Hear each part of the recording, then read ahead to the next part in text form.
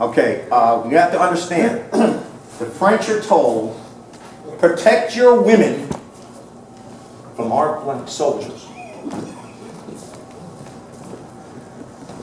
Doughboys, we got to protect you from French women. All right, to give you a taste of that, before they even left the United States, this is from General Orion's orders. There is a stinking, dirty disease which men acquire from prostitutes. It's called chancroid. It causes the flesh to ulcerate, rot, and fall away.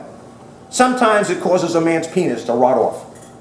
When a crab loses a claw, another one grows in place of it. But when a man loses his penis, he never gets another. He may lose a leg and get a wooden leg, but a wooden penis? That's how you get a woody.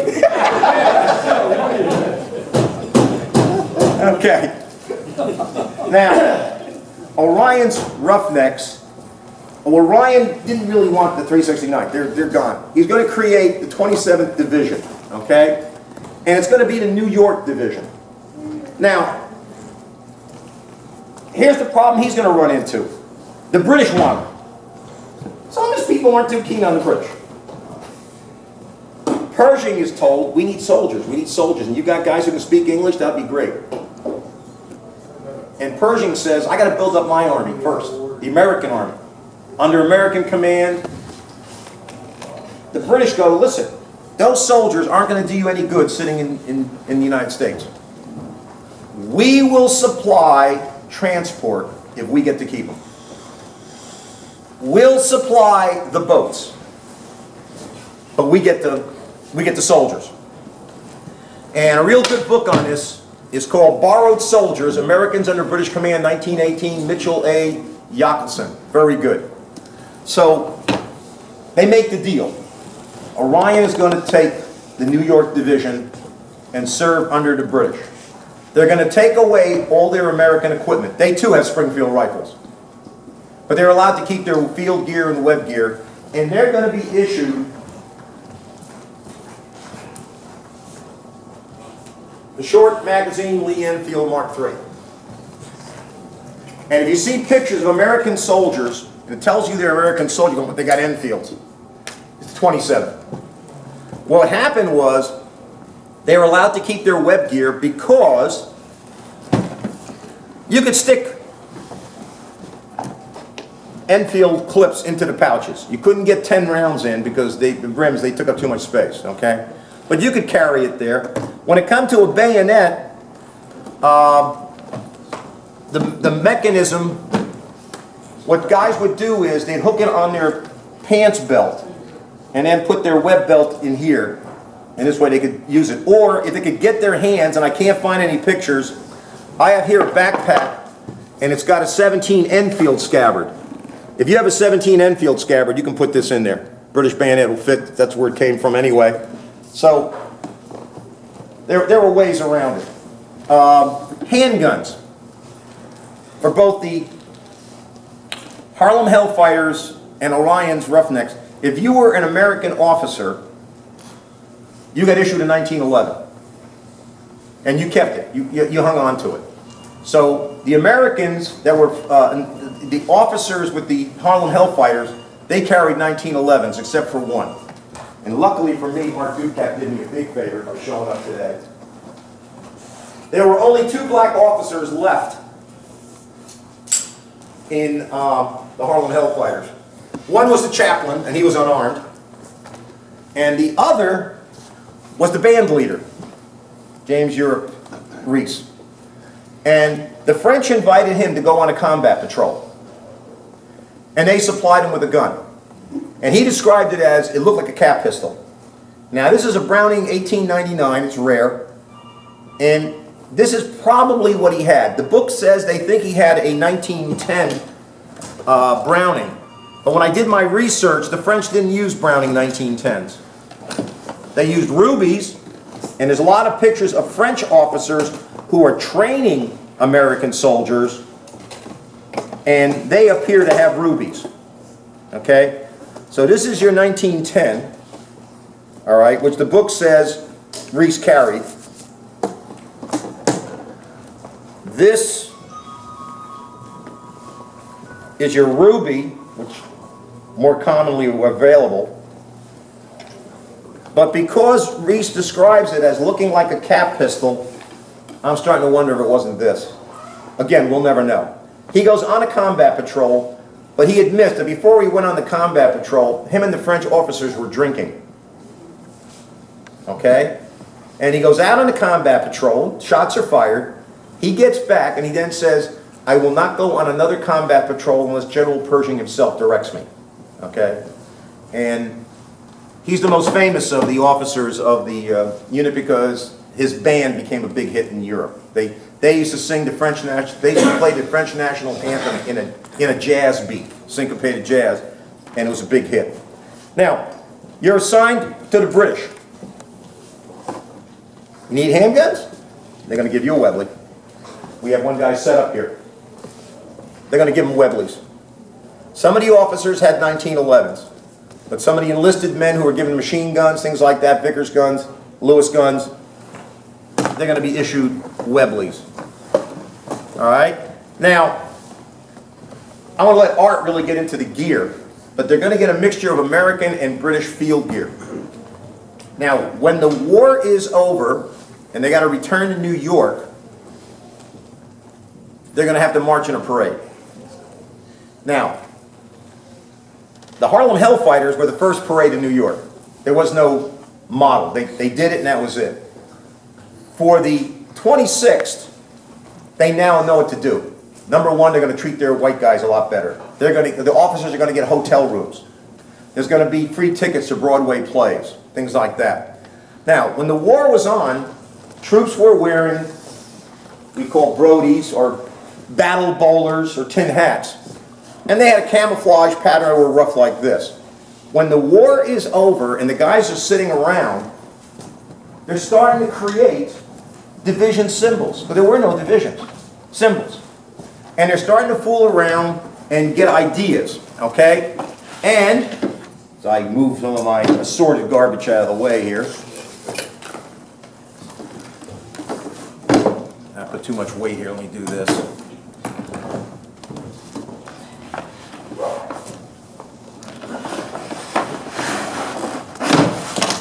All right. First of all, the black units, the 93rd Division, they create their own patch. It's black with a blue helmet for their service with the French. All right. There was another division, the 92nd. They do a buffalo soldiers. Okay. Now, I got to find my red pen here. Okay. All right. New York. You start out with a circle. Oh, like in Orion.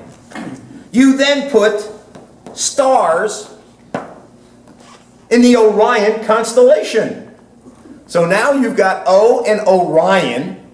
Now, we'll add a little bit.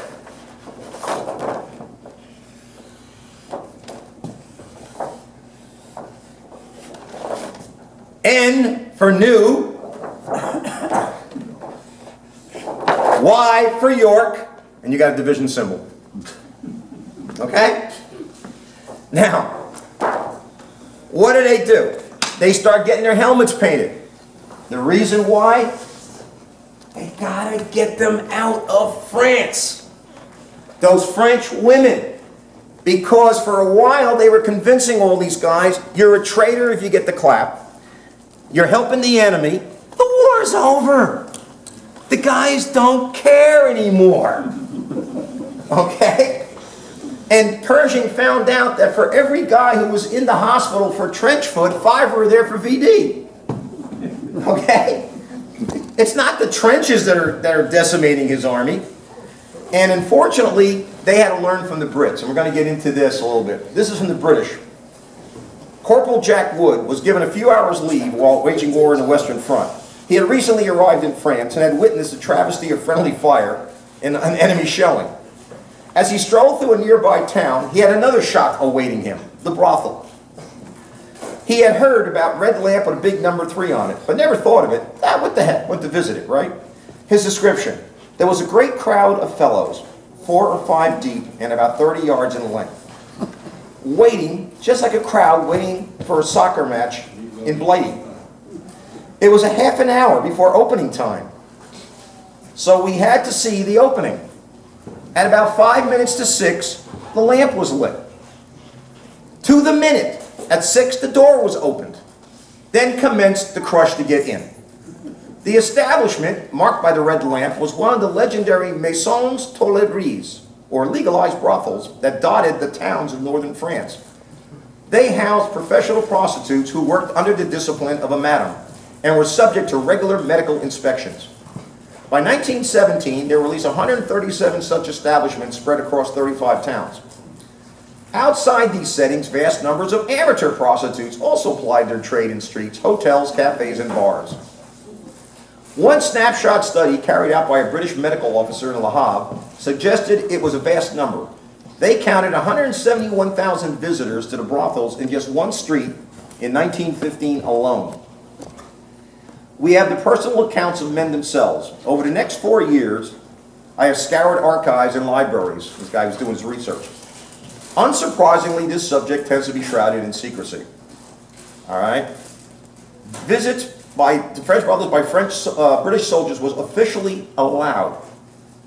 They said, this is the way the French do things. We're going to see how it's going to change when the Americans come. We're going to say, we can't have your guys going and our guys can't.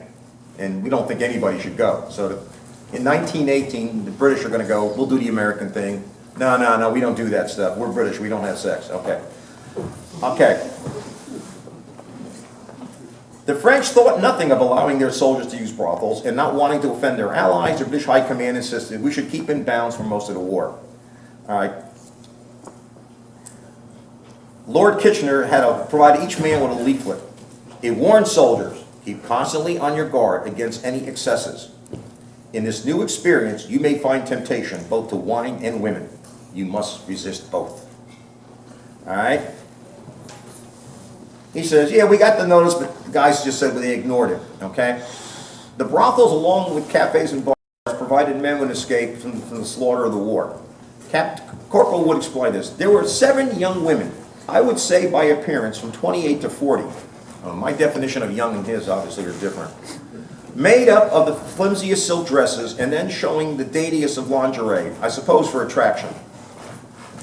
The madam stood at the bottom of the stairs, taking a franc for admission, and afterwards found that you paid the lady your choice, whatever you thought was right, okay? He said, one place he walked in, the ladies had nothing on except a piece of lace, and my eyes popped out. The group soon moved on to the floor, but when 5 naked girls came dashing down the corridor, we turned and we ran. And one, so I'm trying to find it here, one guy, a junior. They said a junior officer had on average just 6 weeks to live. So a lot of them said, who cares if I get the clap? Trying to see the other one. The British Army also felt that married men should be given first chance at these women, on the grounds that they were used to it at home and, you know, they needed it. You single guys, too bad. Wait till after the war. All right?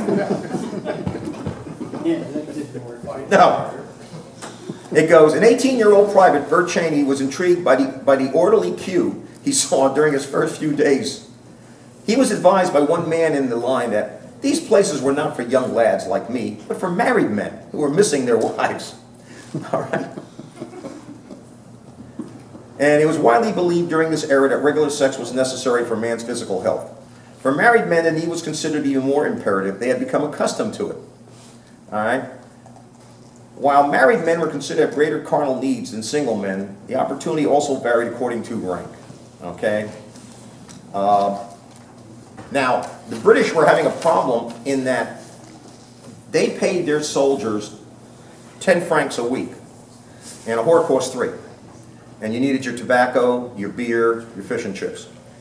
And Canadians, South Africans, Australians, New Zealanders got paid 10 times as much, because they were all volunteers and their Commonwealth governments just paid them better. So the VD rate was lower among British soldiers because they couldn't afford to get sick. And after a while, if you got clapped, you were put in the hospital for 30 days. and your pay was stopped. It's called hospital stoppage. Because you're in the hospital, we're not paying you. But what started to happen was some of the women who knew they were diseased started charging extra. Because it got you out of the battlefront.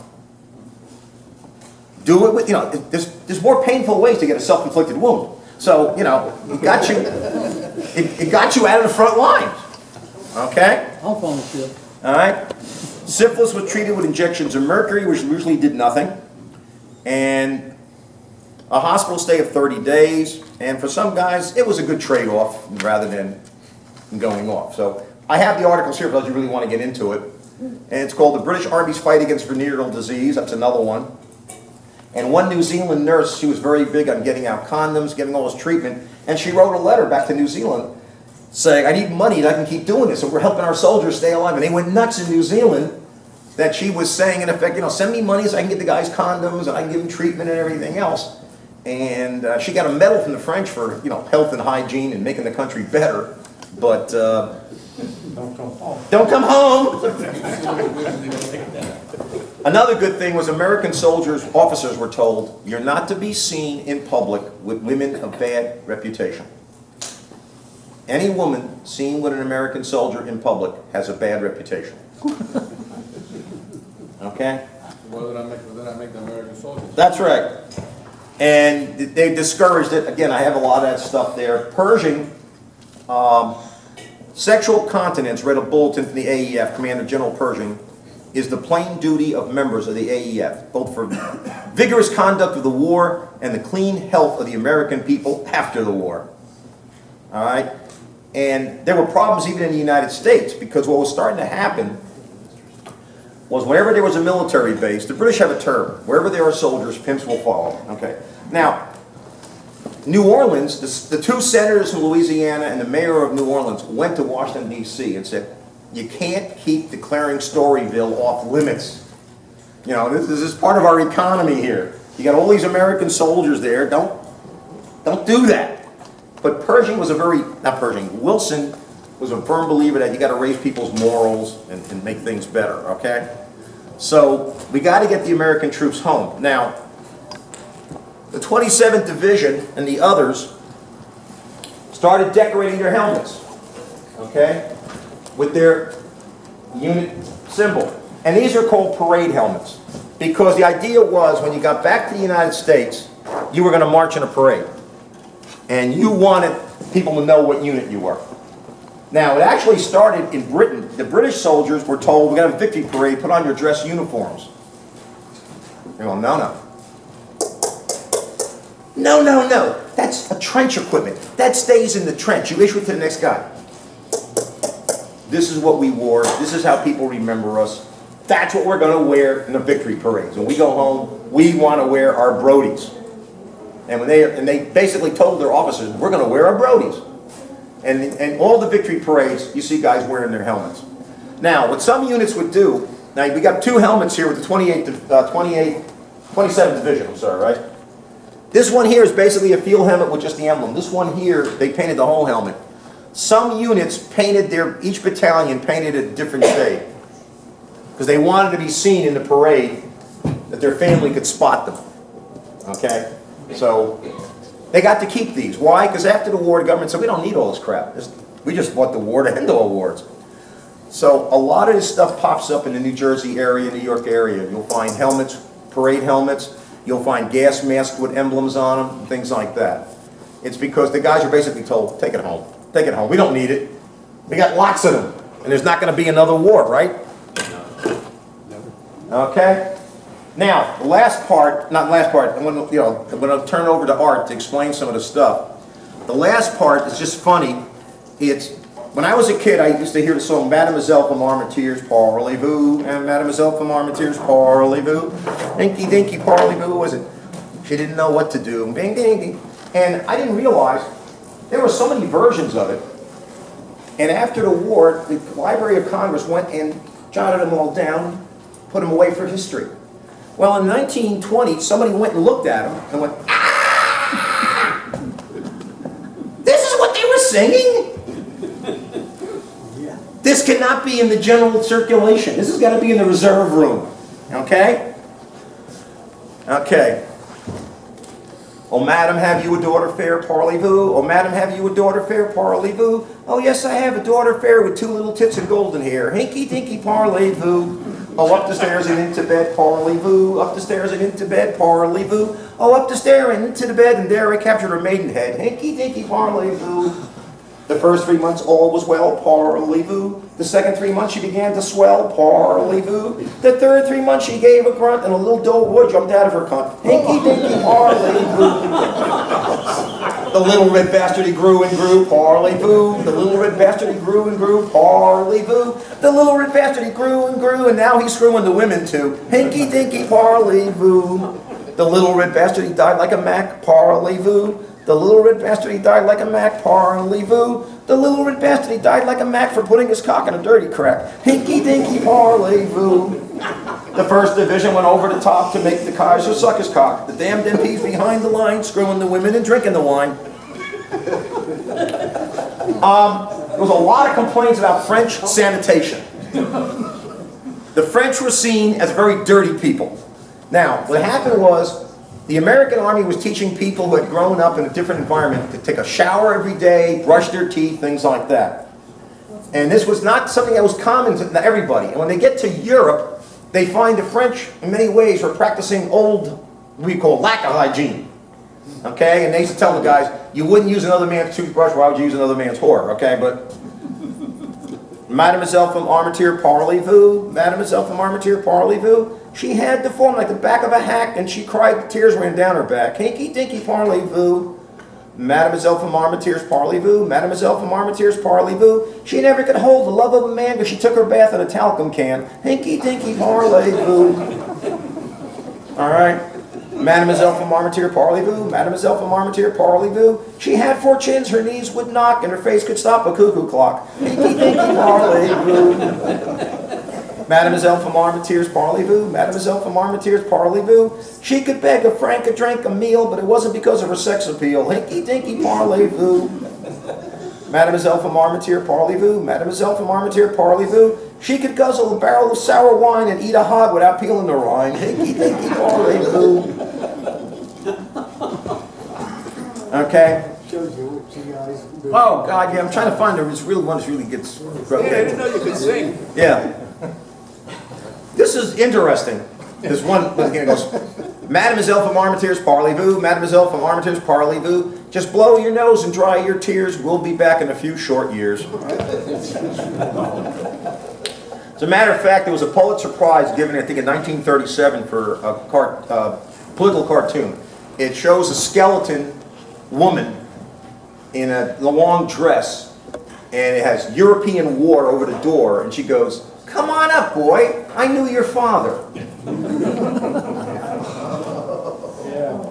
Okay? Let's see.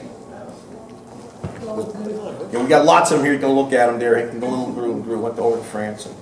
The YMCA saved my soul, parlez-vous. The YMCA, they saved my soul, parlez-vous. The YMCA, they saved my soul. Yes, they did, in a pig's asshole. Dinky, dinky, parlez-vous.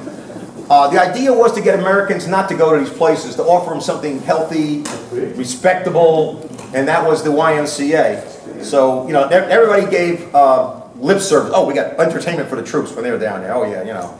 Don't worry. Let's see. Okay, this one here, the parlez-vous, okay. The parlez-vous, she got knocked up by the son of a bitch, her dose of clap could run an inch, hinky dinky parlez-vous.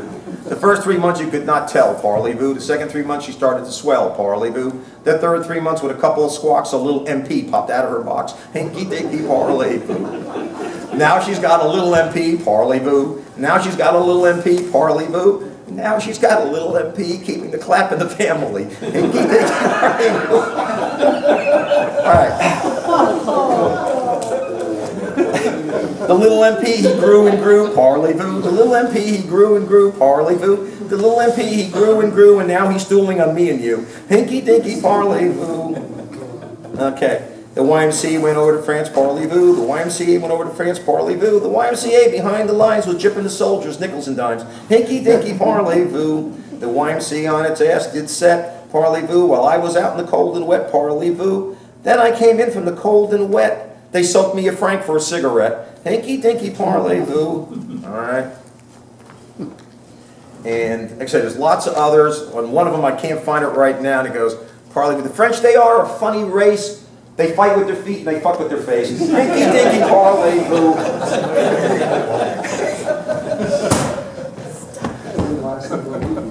Yeah, that's the Mohicans. Okay.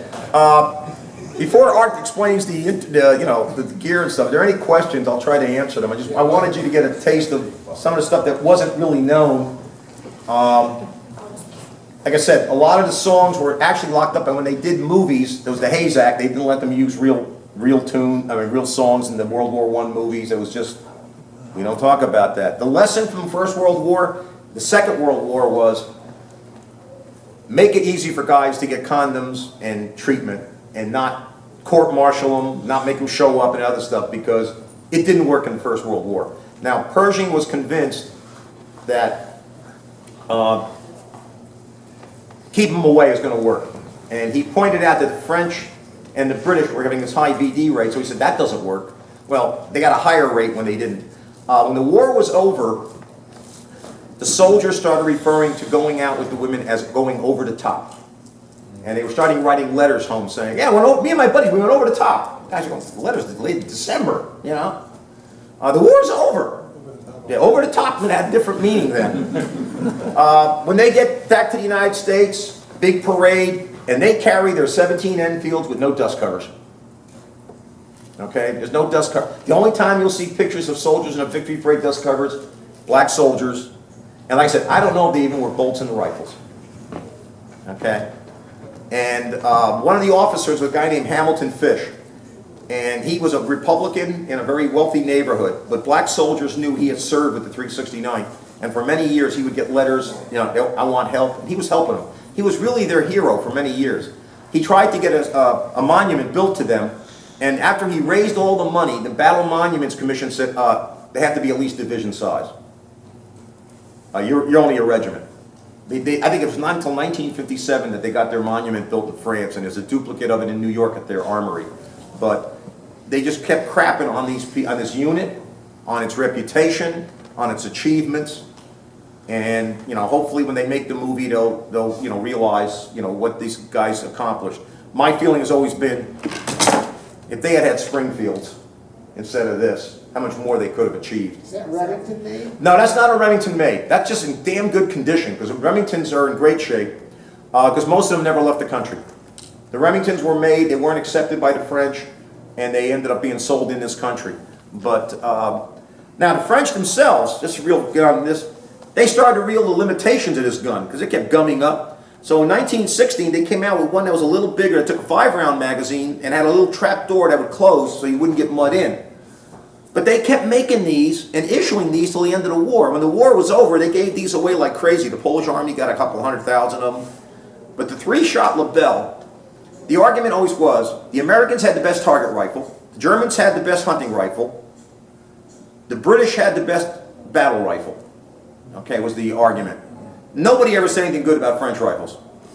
It should have been Beaugest. In Beaugest, yes. As a matter of fact, the old argument was, when the French design a gun, aesthetics is the last concern. Yeah, question. And a quick anecdote, if I may. Sure. I was involved with the Bergen County Research Division, checking all the World War I veterans to make sure every guy got on the local town monuments. And there's 72 towns in Bergen County. What do? We worked for 10 years, 6 of us. And we found one fellow who was born in Cuba. And everybody looked at each other, it can't be. Oh, yes, it was. He was related to the second officer of the 69th. The second officer took 2 guys that said, I got cousins in Cuba that know how to play music. And they took an extended weekend.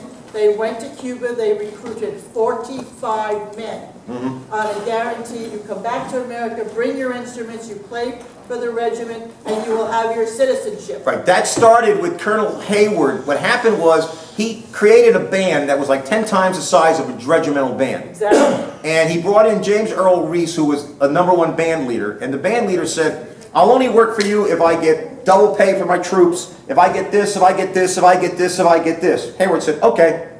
Called his bluff. And Reese went to Puerto Rico to in Cuba to get certain people he wanted for his band, and brought them into the unit. I met a woman this year who, in Staten Island, started researching every monument in Staten Island and trying to find the names of every single guy who died in World War I. Now, in Roselle, my town, we have the monument. That's how I found out about Teddy Roosevelt. And in his book, he's listed as Theodore B. Roosevelt. I'm the only guy in the world who cares. Towns went around putting up, monuments, but nobody really sat down and went through them and, checked them out to find out. We have one guy that's on 4 different town monuments. And the reason why we figured out how this happened, every time his parents moved, the powers that be, the political powers that be in town would say, did your son serve in World War I? Yes. Then they move on, and they move on.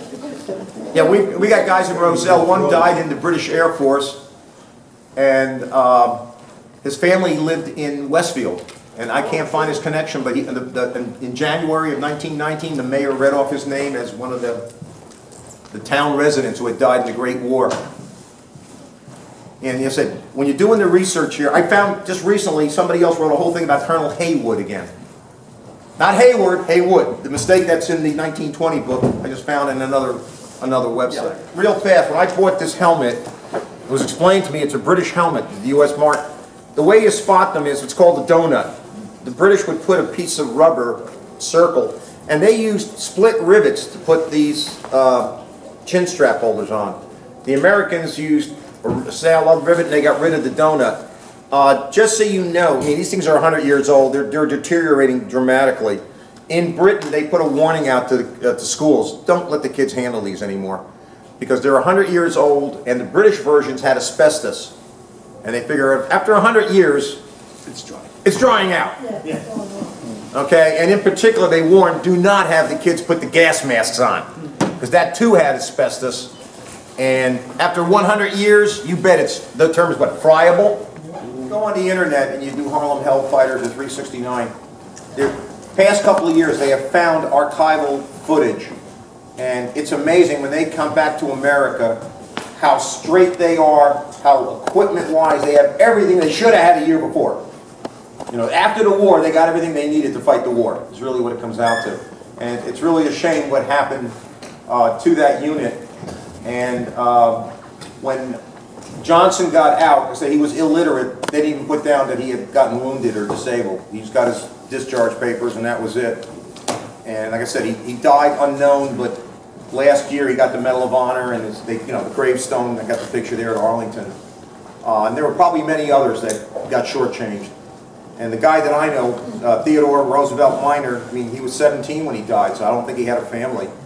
And that's all I know about him. So that's what started me trying to do research and finding out that there's a Hayward, not a Haywood, and they weren't part of the Rainbow Division. And it's really a shame how a lot of history was misplaced about that particular unit.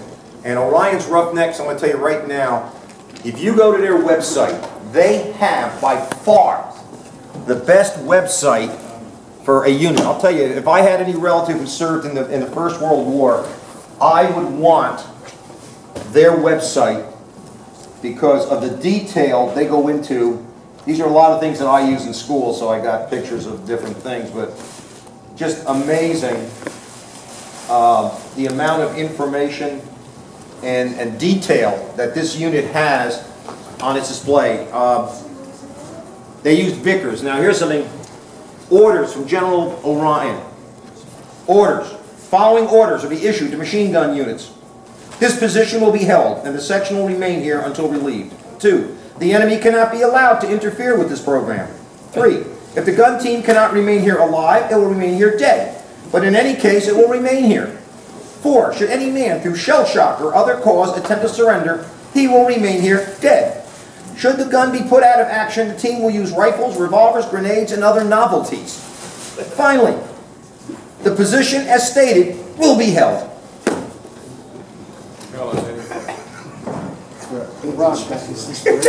Inspirational speech from the commander. Yeah. I understand that the French had designed some semi-automatic rifles. Yes. One was based like on the Lebel, Yeah.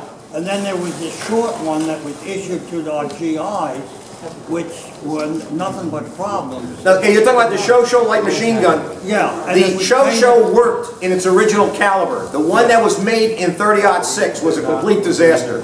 Oh, that's the one that was. That was a complete disaster. The ones that were made in 8mm Lebel worked. Oh, really? Yeah, but the ones that were made in 30-06, they shouldn't have changed. The long one, as long as the Lebel, Yeah, that semi-auto, it was semi-auto, but it used a special clip, and then after the war, they were converted to straight pull rifles. Because Bob McKinnon had one, he was trying to convert it back to semi-auto. oh, that was a full auto also? No, it was a semi-auto, but they made it a straight pull bolt action. Yeah, that's when they come out of the BAR. It said, well, Yeah. America has to have his own machine gun, so they Yeah. come out of the BAR. You know, when the war, we went to war in World War I, we only had 3 weapons. Yeah. So we had to The use Springfield, the Enfield, the 45 was a revolver. That was it, Yeah. they had no machine gun. Now, when President Obama was giving out the Medal of Honor, he made a, somebody gave him bad information. I mean, he doesn't know his guns or anything else, and much anything else. And he mentioned that Johnson's rifle jammed when he tried to use American ammunition, okay?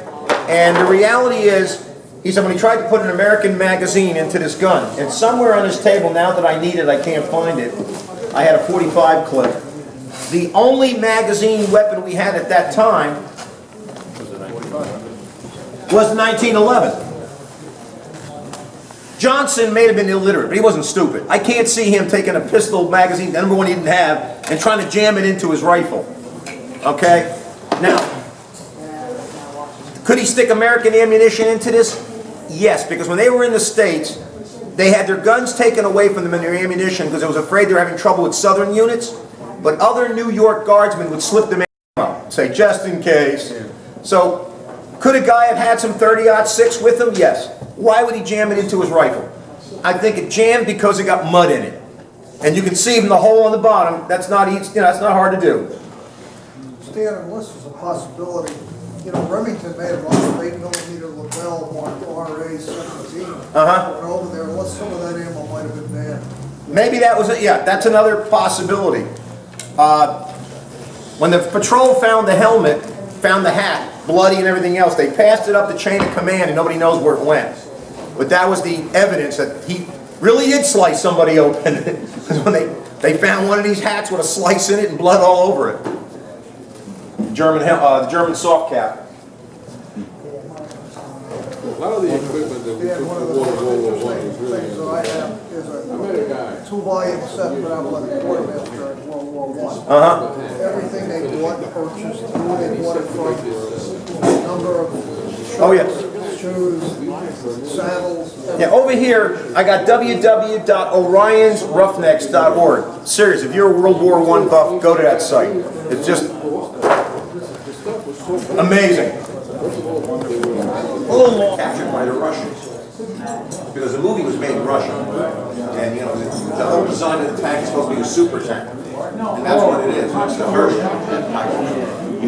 Yeah.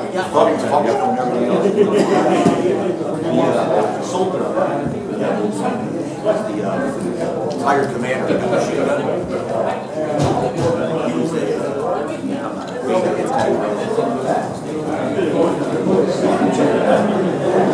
No, he was British. But he was the, he said, I got a small part in this. Westinghouse, no. Westinghouse, made most of the dance. Yes, those Germans, he had the 76 millimeter, which was, you know, that wasn't that much wood. And that was a little bit less than the 88. That was a good gun. The low velocity 75. Bolsheviks were. And that 76 was the name gun. And at the race, they were fighting 300 yards and you can kill a tiger with that. If you get a chance, the movie's called White Tiger. And it's made in Russia, and they submitted it for the Academy Award like 3 or 4 years ago. Yeah, the original Pancho Brown balls are extremely rare because they all dried out. They're not shield. Right, they're not Find real, one it's not that's plastic. one that's a sophisticated one. $1,500 to $2,000 for an extreme rare. I only know what this is. They don't come up very often. I'm gonna do this. I'm missing a couple of behind this left behind. It's not going to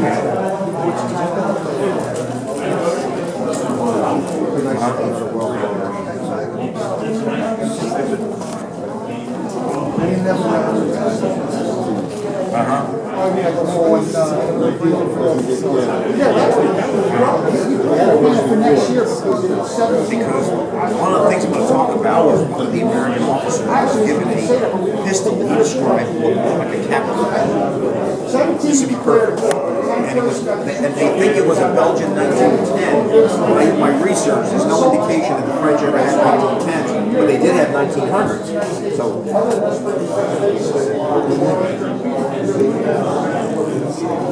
Okay, that's it. That's not a 1900s. It's an 1800s.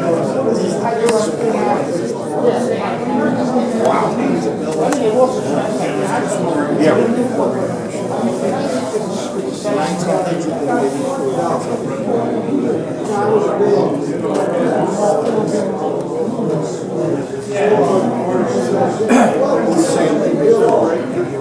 Okay. I'll get into that.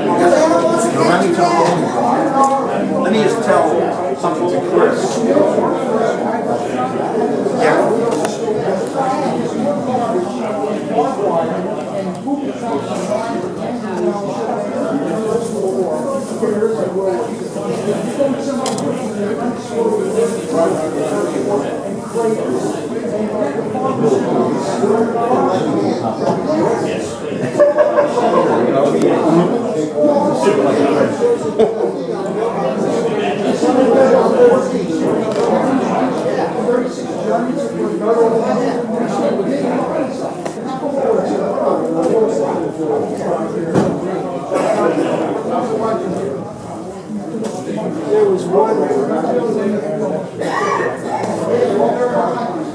There was one bomb that went off in 1985.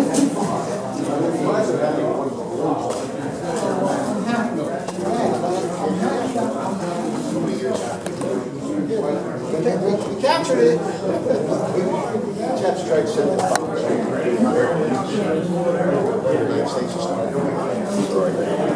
But the Remington, now the only thing with Remington, somebody told me about, since they were making 07-15s, they made all their flying for that gun. They weren't thinking of the lapel. So the problem you run into is the lapel. No, it doesn't have the ring. Put it in the tubular magazine. But it's soft. So you know. You don't listen to me. Right. You listen to Stan. Me? Stan. Just thought I'd keep this available because I'm going to need it for my gut. The ammunition was available. I think it's Belgian. Rich stuff.